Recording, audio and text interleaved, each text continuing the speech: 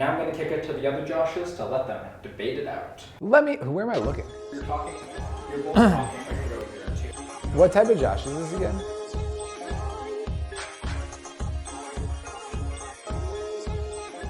If I'm being totally honest with you, these days competitors do keep me up at night.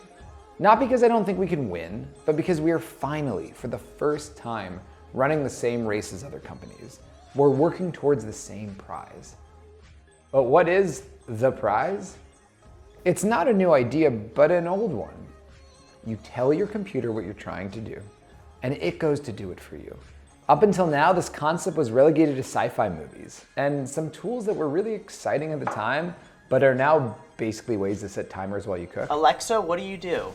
Finally, the technology is here to make this concept a reality. But for a company to have a legitimate shot at bringing this new and old vision to life, they need three things. First, data. An intimate understanding of who you are, the things you're working on, the rabbit hole you went down last night, who you like to talk to, how you like to text. This data must understand you and be learning more and more every day. Second, apps. These companies need to be able to run the tools you use, to buy things on Amazon, to schedule events. It's not enough just to access your tools. They need to be able to control them when you ask. Third, everywhere. The prize should be wherever you are, whenever you need it. You shouldn't have to remember to go to a specific tab. You shouldn't have to go to it at all. No one can get the prize without these three things. And there are only two types of products that check all three boxes: operating systems and web browsers, which is really the internet's operating system. With that in mind, let me tell you about the 5 companies that truly keep me up at night. One quick thing at the top you should know about me. Sometimes I wake up on different sides of the bed, almost like there are two Joshes. There's optimistic Josh. He believes, despite the odds, the browser company is going to win. Then there's uncertain Josh. Uncertain Josh isn't even sure it's worth trying. It's not even about being pessimistic, it's just the reality of the situation. This is the reality of being a founder. Each day you wake up and aren't sure which reality is true. So we're going to let you be the judge. Over to optimistic and uncertain Josh to debate it from here. Let me start by stating the obvious. Microsoft is quite literally the biggest technology company in the world. 7 out of 10 computers run Windows, which means they can bring the prize to billions of people with the press of a button. While we're over here making videos just to get anyone to care, there's just no world in which we can compete. Not to mention, their CEO, Satya, is Michael Jordan in his prime. Getting exclusive access to OpenAI's technology? Are you kidding me? We have no shot. Okay, uncertain Josh, I totally hear you. Understandable that you feel that way. But at the end of the day, it's simple. When was the last time Microsoft invented a new product that you love? It's a company that offers enterprise solutions that your boss's boss tells you that you have to use. Money can't buy you creativity, and the company that will win here will be the one that is the most creative. Because soon, all of this AI LLM stuff is going to be like water or electricity, available to anyone who wants it. And if that is true, then the best product, the one that innovates at the interface layer, will win. So sure, we can't go toe-to-toe with Microsoft on 9 out of 10 things right now, but we can beat them at the exact thing that matters for winning the prize. Okay, optimistic Josh, I will concede your point about interfaces, but that brings us to Apple. Companies that make the devices we use every day, the operating systems, will always be able to do more than a web browser can. Take your iPhone.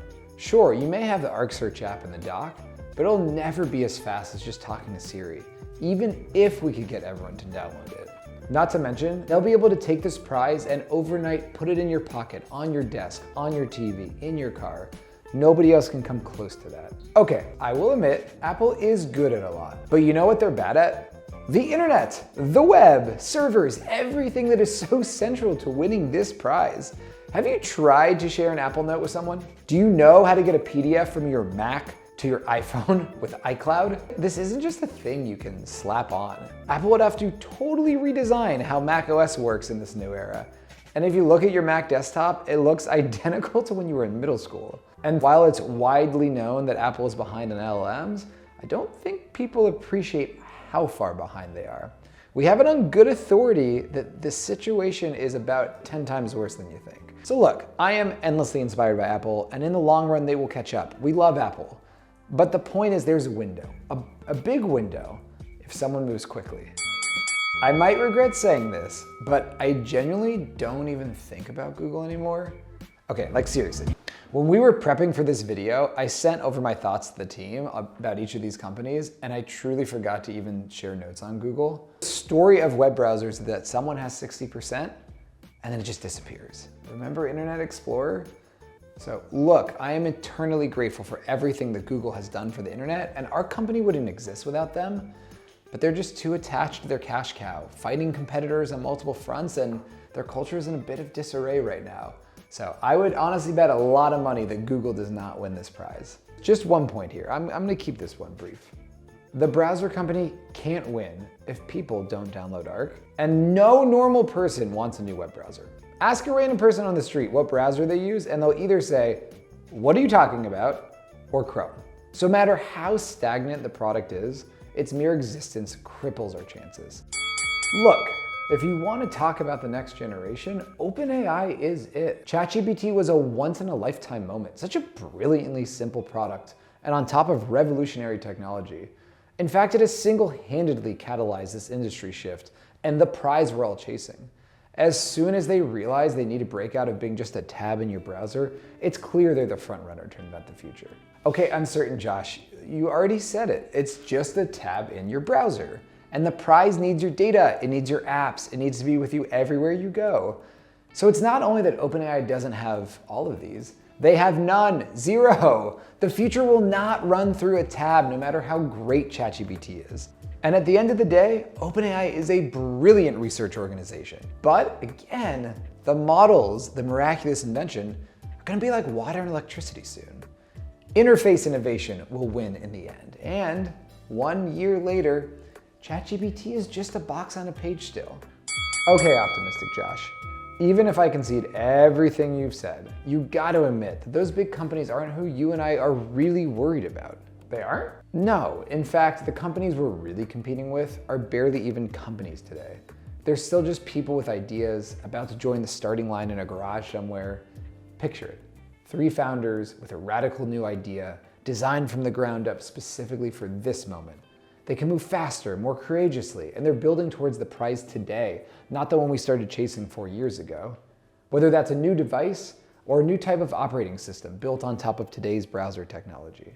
Okay, sure, but if we're talking about hardware, you can't just build a breakout device. It's exciting, and you know what, more power to them, but there's supply chain risks, huge costs, and time to production is long, especially at scale. Add to that any new device has to build a whole new operating system to go with it, so it's basically double the trouble. You can count on one hand the number of companies who've really nailed the marriage between hardware and software. Okay, let me be real. This is the one that keeps me up at night. It's also the one that's most fun. I mean, call it silly, but that's part of why we're doing this series. Because it's so much better when there are more Davids against Goliaths. We love the energy we're seeing at the moment, and it's been a while since things have felt this way in our industry. Competition was only one of 5 reasons the browser company might not be here at the end of next year. We just really hope we make it.